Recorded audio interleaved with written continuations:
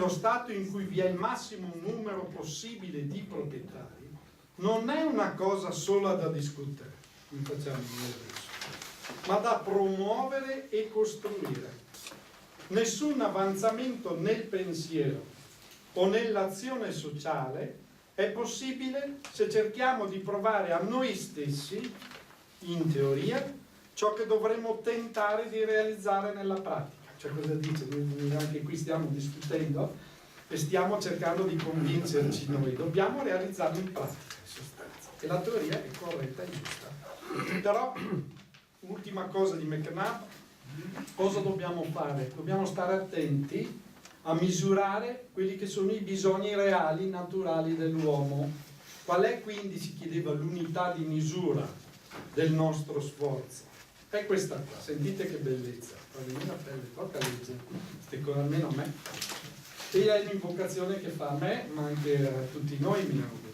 Misura i tuoi bisogni, non con le misure del mondo, ma con il braccio del Re, Gesù Cristo. La tua unità di misura non sia Babilonia, Tebe, Parigi, New York o Londra, ma sia Betlemme, Nazareth, Cafarnao, il Calvario. Vai avanti, sentite qui che anche la poesia unita alla teologia. Vai avanti, anima cristiana, alla terra che non ha sperimentato la caduta. Qui è la caduta del peccato originale che l'uomo ha sperimentato. E là, fra la zizzania e i rovi, intona il canto del lavoro che è santificazione. Pensate, lo scriveva nel 1925. Ben presto, attorno al tuo campo si raccoglieranno come covoni case e fattorie, dove il grande sacramento, e qui lo scrive in maiuscolo perché è bello anche leggere, grande sacramento, potrà preparare l'oratore per il solco, scusate, l'aratore per il solco, il monaco per il coro, il prete per l'altare. Dio lo vuole, alla fine si redistribuisce il prodotto e va bene. Questo non è distributismo, la redistribuzione, assolutamente. Ecco, bisogna essere molto attenti e chiari su questo. Anzi, è l'esatto opposto, perché il distributismo parte dall'inizio, che il processo produttivo è già distribuito dall'inizio. Mentre qui la distribuzione o la redistribuzione avviene alla fine. Ed è sbagliato, perché è un correttivo di un'iniquità. Ma l'iniquità va sanata alle radici attraverso la piccola proprietà, la diffusione della proprietà distribuita. No, alla fine è come dire, io accentro tutto, alla fine se rimane qualcosa mi do qualcosa.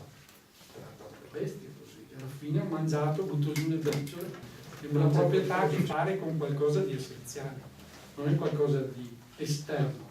Infatti si chiamano beni, perché ha a che fare col bene, cioè dobbiamo continuamente collegare questo. Quindi l'equilibrio economico dipende dal fatto che ogni persona riceva la ricchezza che ha creato, quantomeno una parte della ricchezza che ha creato, mentre lo squilibrio economico è causato dalla ricchezza senza lavoro, da coloro che non lavorano, ma rivendicano la produzione di altri che lavorano. Ecco perché il processo deve essere all'inizio equo. Poi la redistribuzione non ha nulla a che fare con il distributismo. È un po' quelle che hanno fatto anche le politiche statali keynesiane, se vogliamo, del dopoguerra, che hanno fatto dove lo Stato assistenzialista alla fine fungiva da motore di sviluppo, nel senso che redistribuiva una ricchezza che non c'era. Allora lì si trattava di coniugare quello che era un principio di solidarietà ma con la sussidiarietà. Invece si è fatto uno Stato assistenzialista che ha assistito i propri clienti, i propri cittadini, ma non li ha fatti responsabili. La ricchezza è come il letame, è utile quando viene sparso, ma puzza quando è in un unico grande muro. Questa è una concretizzazione del distributismo, spiegata qui in un capitolo che io vi sintetizzo, capire la pratica. Recentemente i lavoratori della fabbrica Fagor Appliance di Mondragon in Spagna hanno ricevuto un taglio dell'8% sulla paga. Caspita. Sentite qui poi cosa dice. Ciò che è insolito è che sono stati i lavoratori stessi a votare questo taglio di stipendio. Sembrerebbe paradossale, invece non lo è in un distributismo. Hanno potuto farlo perché loro sono i proprietari dell'azienda. Allora, cos'è questo gruppo di cooperative? Un gruppo fondato oltre 50 anni fa, quindi siamo appena dopo la guerra, in sostanza, seconda guerra mondiale, dalla figura di padre José María, adesso qui la pronuncia, Arizmendiarietan, con un nome un po' difficile, assegnato nel 1941 al villaggio di Mondragón nella regione basca della Spagna. Tale regione era stata devastata dalla guerra civile spagnola dal 36 al 38. Cosa fece questo padre? Anche su sollecitazione proprio della dottrina sociale della Chiesa, si assunse la responsabilità di alleviare la povertà della regione. Per lui la soluzione stava nelle pagine dell'enciclica Rerum Novarum 40° anno e nei pensatori che avevano meditato i principi contenuti in questa enciclica. La proprietà e il corretto uso erano al centro del suo pensiero, come lo erano per Papa Leone, per Belloc, Chesterton e McNabb. Il primo passo di padre José fu l'educazione del popolo alle idee distributiste. Dovete prima far conoscere attraverso questi autori. Aiutò un gruppo di studenti a diventare ingegneri, poi li incoraggiò a costituire una propria società di tipo cooperativo. Quando nel 1955, quindi siamo quasi avanti, li ha formati prima, una vicina fabbrica di stufe fallì, raccolsero tot soldi dalla comunità per comprarla. Questa prima cooperativa fu nominata ULGOR, acronimo dei nomi dei 5 fondatori, cioè iniziali dei nomi di padre José. Da queste umili origini il movimento cooperativo è cresciuto fino ad un'organizzazione che impiega, sentite qui, oltre 100.000 persone in Spagna.